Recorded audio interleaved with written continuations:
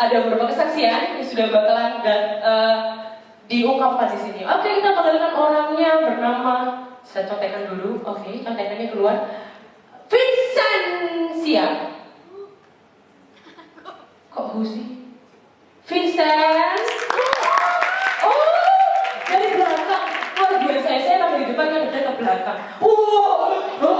Langsung gempa kan beberapa. Tunggu dulu, ini dulu. Mic-nya satu mana kakak? Oke, di sini inilah beberapa teman kita yang akan memberikan kesaksian pada hari ini. Oke?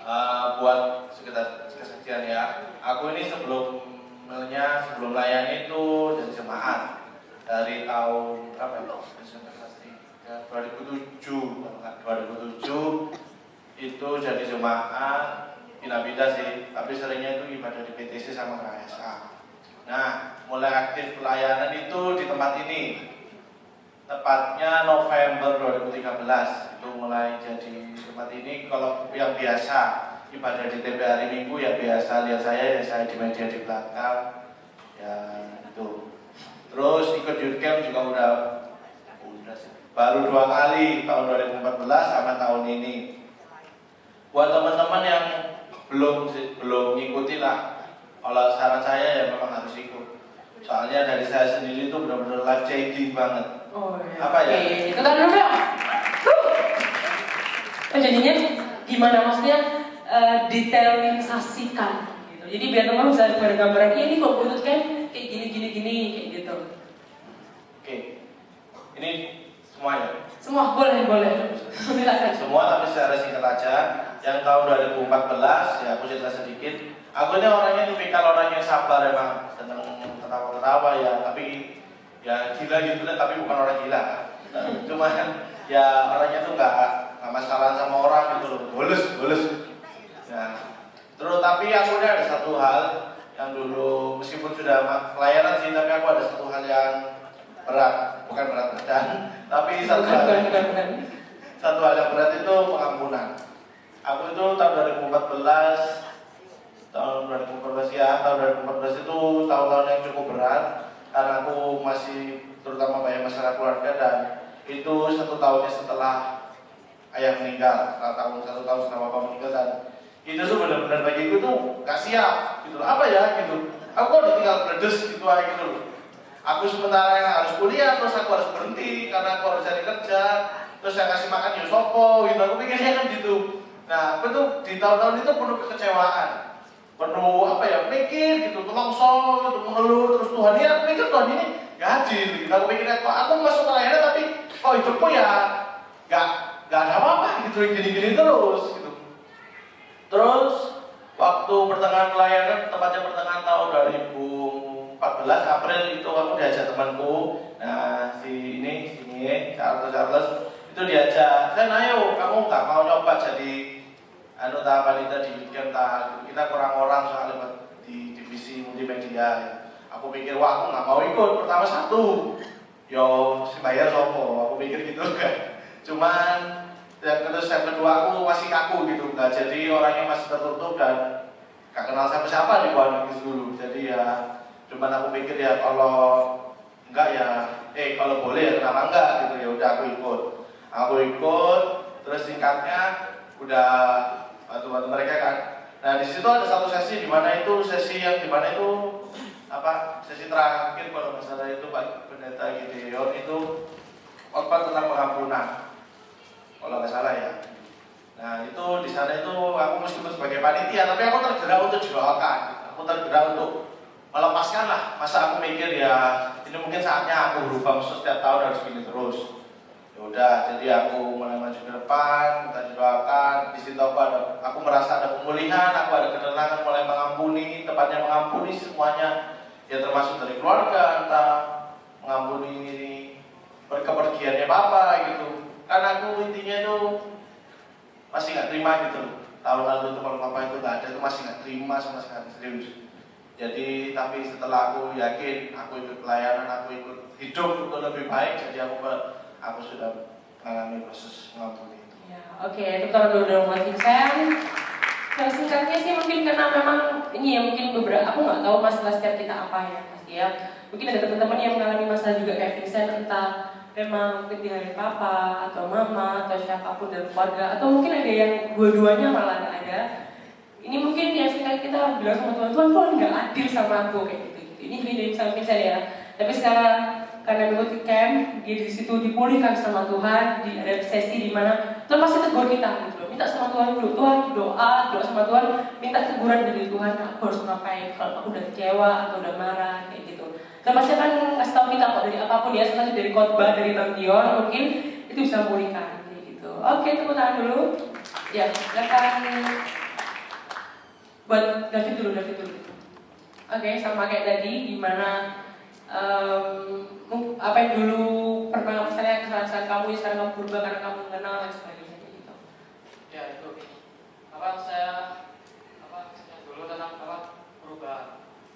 Yang saya rasakan itu dulu ketika mengalami perubahan dalam hidup saya itu saya buat saya sendiri. Tapi waktu di camp dan waktu saya pulang saya dapat semua pelajaran bahwa perubahan itu enggak dibuat kita sendiri. Perubahan yang benar adalah ketika kita dapat merupakan orang lain. Dan saya tanamkan hidup saya sekarang, saya mempersatukan apa itu kegiatan Tuhan. Dulu saya orangnya dahulukan komunitas lain dulu yang bukan dari Tuhan, main-main. Tapi sekarang saya sadar bahwa Kristus itu lebih penting. Dan yang saya dapat lagi tentang korban. Ya, korban. Ketika dimana jiwa ini dipulihkan itu harus ada korban itu. Yang sebelumnya di sekolah saya belum ada namanya persekutuan doa, apapun itu namanya masih belum ada. Dan itu saya diajari itu, dan saya menangkap beberapa hal. Apa arti korban dalam hidupmu? Di sekolah saya mungkin nggak ada yang namanya ayo buat dua sekolah. Di sana nggak ada yang mau. Semuanya satu persatu. Meskipun teman saya juga nggak ada yang mau. Dan ketika saya sudah sadar, oke, saya korban karena saya tahu tidak ada korban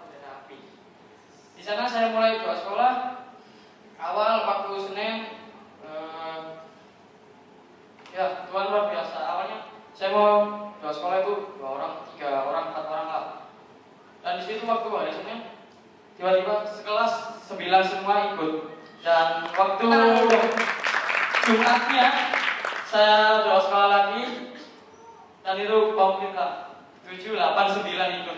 Cuma luar biasa di sana. Dan saya percaya tapi saya akan pegang ini karena apa?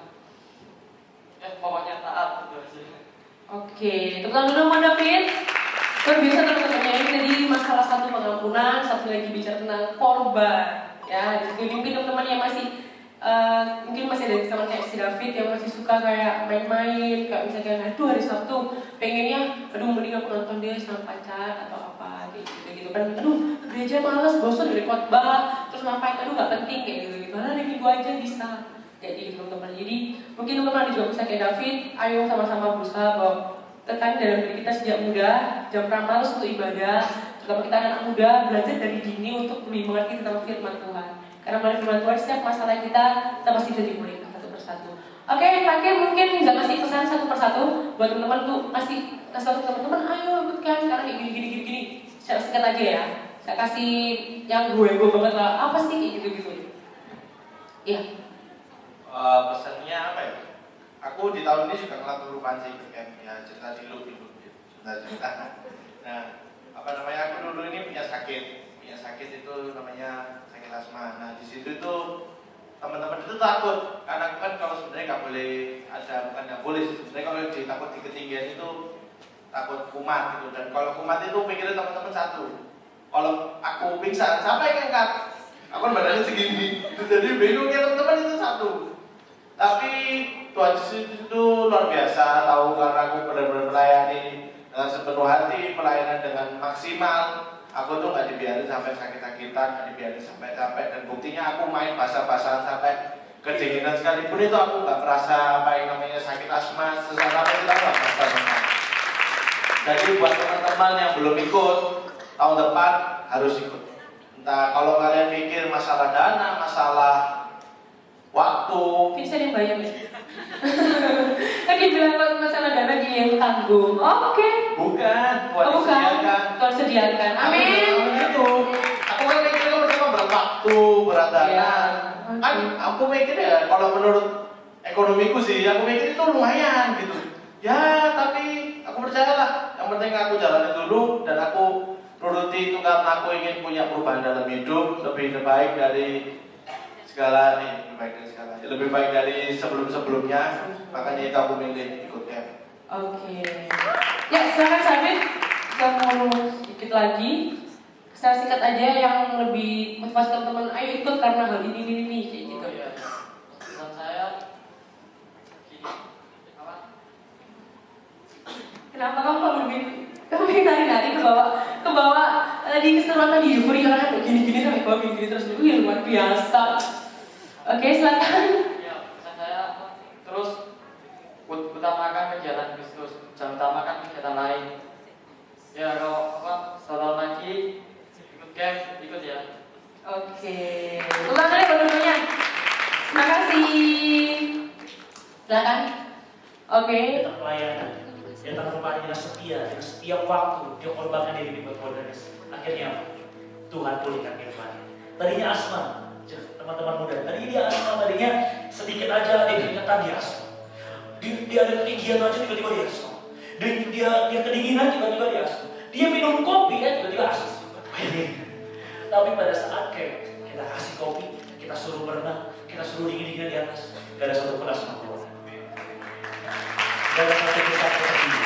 Sampai kita bingung, Vincent kok bisa? Jawabannya cuma satu, hanya karena kuasa Tuhan Yesus.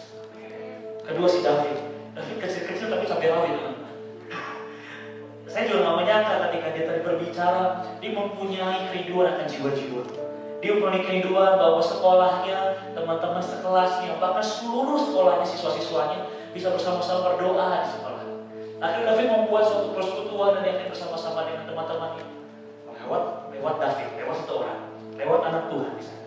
Akhirnya seluruh siswa-siswanya dari kelas 7, 8, 9 mereka berkumpul untuk berdoa. Dia tepuk tangan dulu berdoa. Dan saya percaya, bahkan kami percaya sebagai anak muda Bodates, kita generasi pilihan Tuhan, katakan amin. Kita generasi minyak anggur, di mana di akhir zaman ini kita dibedakan sama Tuhan. Di akhir zaman ini firman Tuhan katakan dalam Ibrani 1 ayat 9 bahwa kita adalah anak-anak kesukaan Tuhan. Katakan amin. Kita diurapi, ada minyak di atas kepala kita. Kita melebihi teman-teman sekutu kita, katakan amin. Dan kalau kau hadir pada hari ini, mungkin pada hari itu kau belum merasakan apa itu namanya menjadi kesukaanku. Tapi kami yakin percaya, engkau datang sebagai beribadah. Kepalamu ada minyak, engkau imani, engkau percaya. Engkau pasti dibedakan di dunia ini, amin. Engkau penuh kuasa, engkau penuh kemuliaan, engkau diberkati. Engkau generasi minyak anggur tak akan pernah dirusak. Berikan tepuk tangan sekali lagi. Engkau kembali bahwa Tuhan kita ada bersama-sama yang lain. Kita sambut dengan firman Tuhan Yesus. Tundukkan kepala kita, ya satukan hati. Kita bersama. Kehidupan masa lalu. Kalau teman-teman di sini sudah tahu bahwa dulu sebelum namanya Paulus, namanya siapa? Saulus, ya. Teman-teman bisa baca di Kisah Para Rasul bagaimana kehidupan Paulus. Sepertiga dari perjanjian baru itu yang tulis adalah Paulus, seorang yang dulu bunuh-bunuh orang Kristen. Artinya apa? Hari ini kalau dunia tidak menganggap kita, Tuhan mampu mengangkat kita naik bukan turun, jadi kepala bukan jadi ekor. Amin. Nah oleh karena itu jangan pernah minder teman-teman, ya. Bukan meninggalkan masa lalu dia dia jalan ke depan, dia fokus ke depan. Karena apa? Karena dia tahu ada panggilan yang luar biasa yang Tuhan sediakan untuk Paulus. Nah kalau hari ini, ya, kalau kita belajar tentang Paulus telah melupakan masa lalu dia dan dia fokus, dia berlari kepada tujuan yang Tuhan berikan. Doa saya hari ini kita melupakan masa lalu kita fokus ke Tuhan. Ada rancangan damai sejahtera yang Tuhan berikan untuk teman-teman dan saya. Amin.